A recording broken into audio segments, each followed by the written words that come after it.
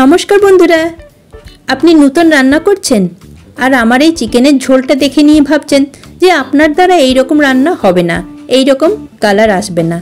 তো এইসব ভুলভ্রান্তি কথা মন থেকে বের করে দিন। চলে আসুন, দেখুন আমি কীরকমভাবে বানাচ্ছি। দেখুন এখানে আমি 1 কেজি 600 গ্রাম চিকেন নিয়েছি আর চিকেনটাকে ভালো করে ধুয়ে নিয়ে একটা কড়াইয়ের মধ্যে নিয়ে নিলাম। যেই কড়াইটাতে আমি রান্না করব সেই কড়াইটাতেই আমি চিকেনটাকে নিলাম। এরপরে এর মধ্যে দিচ্ছি আমি পেঁয়াজকে স্লাইস করে কেটে রেখেছিলাম। যেহেতু এখানে আমি পেঁয়াজের পেস্ট ইউজ করছি না, সেই জন্য পেঁয়াজটাকে তাড়াতাড়ি যাতে পেঁয়াজটা গলে যায় সেই জন্য পেঁয়াজের স্লাইসটাকে খুব পাতলা করে কেটেছি। অ্যাড করলাম আদা, রসুন আর লঙ্কা বাটা। লঙ্কাটা নিজেদের অনুসারে দেবেন, আপনারা কে কীরকম ঝাল খান। তারপরে বেসিক মশলা দিচ্ছি। বেসিক মশলার মধ্যে রয়েছে 1 চামচ হলুদ গুঁড়ো, 1 চামচ লঙ্কার গুঁড়ো আর রয়েছে 1 চামচ চিকেন মশলা। দিয়ে দিলাম খানিকটা দই। দইটা দিলে চিকেনটার টেস্টও বাড়বে আর তাড়াতাড়ি নরমও হয়ে যাবে। এইবারে দিয়ে দিচ্ছি সর্ষের তেল। তেলটা আপনারা যেরকম খাবেন সেই বুঝে দেবেন। দিয়ে এবার এটাকে হাতের ভালোবাসা দিয়ে ভালো করে হাত দিয়েই মেখে নিতে হবে। হাত দিয়ে মাখলে সব মশলার সাথে চিকেনটা ভালো করে মাখানো হবে, সব মশলাগুলো চিকেনের গায়ের মধ্যে লাগবে। তো ভালো করে আমি হাত দিয়ে মেখে নিলাম। তারপরে একটা বড় সাইজের টমেটোকে ছোট ছোট টুকরো করে কেটে নিয়ে দিয়ে দিলাম। এবার টমেটোটা পুরো চিকেনের সাথে মিলিয়ে নিলাম।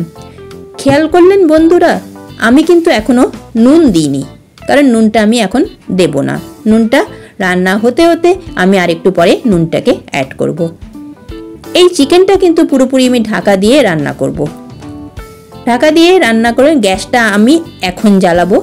3 মিনিট পর যখন আমি ঢাকনাটা খুললাম তখন দেখছেন কতটা জল বেরিয়ে গেছে। এই জলটা চিকেনের, পেঁয়াজের, টমেটো, দই এই সবের থেকে জলটা বেরিয়েছে। এখনও কিন্তু আমি নুনটা দিইনি।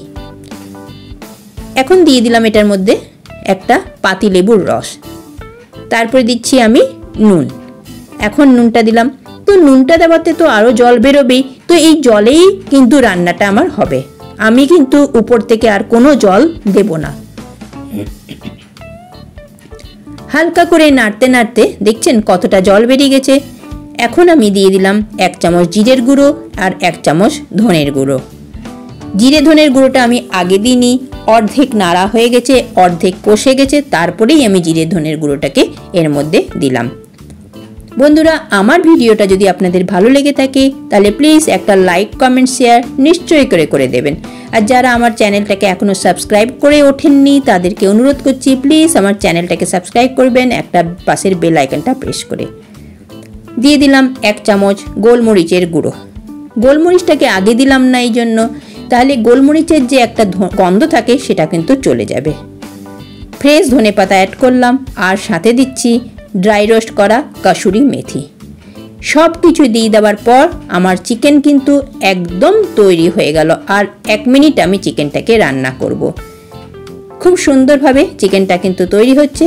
বন্ধুরা, আপনারা অনেকেই আছেন, অনেক ছেলে মেয়েরাই আছেন যারা বাইরে পড়াশোনার ক্ষেত্রেই বলুন কি চাকরি সূত্রেই বলুন বাড়ির থেকে বাইরে থাকেন। তারা এই রকমভাবে চিকেন খেতে পারেন। বাইরে রোজ রোজ কিনে চিকেন খাওয়ার থেকে নিজেই ঘরে এই রকমভাবে চিকেন বানিয়ে নেবেন।